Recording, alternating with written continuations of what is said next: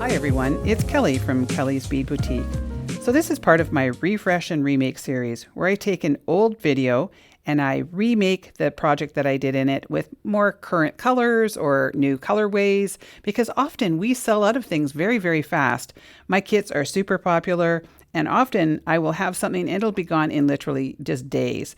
So I remade this pair of earrings using these really fun heart buttons, 26 gauge wire, and then a new colorway of this beautiful sort of Caribbean blue check glass. I've also made it a bit of a mixed metal in that we have some antique silver and some antique bronze. So what I'm going to do now is I am going to play the old video right behind this so you can see how I made them. And this will be available in kit form. And to purchase your own kit, you just go to the link that's directly below the description of this video, and there'll be like a little link that will take you to my fully secure website where you can shop for this kit and all the other kits that we have available. So I hope you enjoyed this one as much as the first time, and I'm going to roll that video right now. Thanks so much. Okay, so to make our Cross My Heart earrings, I have some 26 gauge vintage bronze craft wire. I've got a pair of wooden heart buttons. I've got some bead caps, some little spacers, some beautiful check glass rondelles, some textured rings, and a set of ear wires. And for our tools, we're going to be just using our regular 4 tools. We've got our chain nose pliers, our bent chain nose pliers, our round nose pliers, and our flush cutters. So let's get started. So the first thing I'm going to do is I'm going to cut a length of wire, and I'm going to cut it about as long as this mat, just for sake of not having to get a ruler, which I always forget. And we're going to start with that. Just move some things out of the way here so that you can actually see what I'm doing. Okay, so I'm going to take my wire and I'm going to pick the side of the buttons that I like, because you know they always have different kind of colors to them, and I think that side looks pretty good. So I'm going to sort of meet these at the middle here. It doesn't have to be exact, but I do try to pull them out at the same time. So I'm going to sort of match them up on the end, and then I'm going to pull the button down to the middle so that it's coming like through there. Does that make any sense? Sometimes. And then I've got equal amounts coming out on the end there. Now I'm going to take one side, and it doesn't matter which one you use. I'm going to take one side and I'm going to run it back through the opposite hole, and then I'm going to repeat on the other side. So now my wires are coming out the front, and I'm just going to make sure that those are pulled nice and tight so there's no gaps. So I don't want anything sort of sticking out, and you want to be careful that you're not damaging this wire too much. Okay, so now I'm going to turn it so that I've got my wires in the back, and I'm going to take the one on the right and I'm going to sort of cross it over, and I'm going to go through the opposite hole and pull that wire through to the back. Let's get hold of that, and I find that you can do this just easily without your tools, that it works fine with your hands. So I'm creating a bit of a cross over here. So just pull that through nice and tight, and you can see how it's crossed over. And now I'm going to repeat with the opposite side. Now I'm going to repeat that one more time. So I'm going to take the one that was on the left here and come in through the right hole.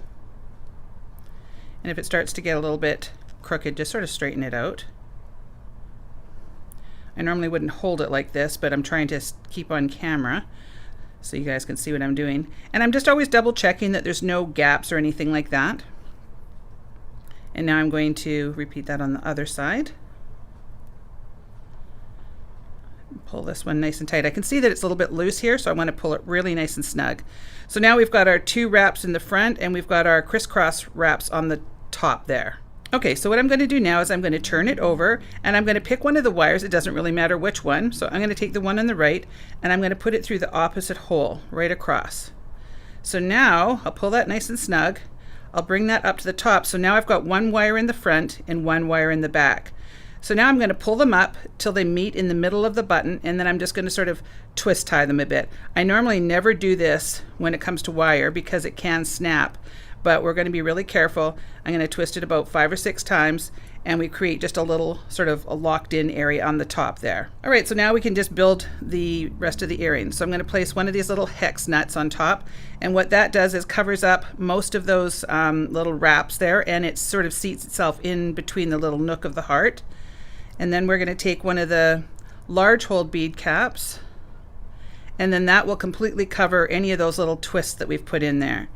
And now I'm going to put my little check glass bead on there.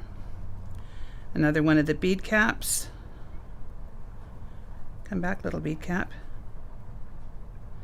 And one of the little hex nuts. All right. So, and I just want to make sure that everything is nicely seated.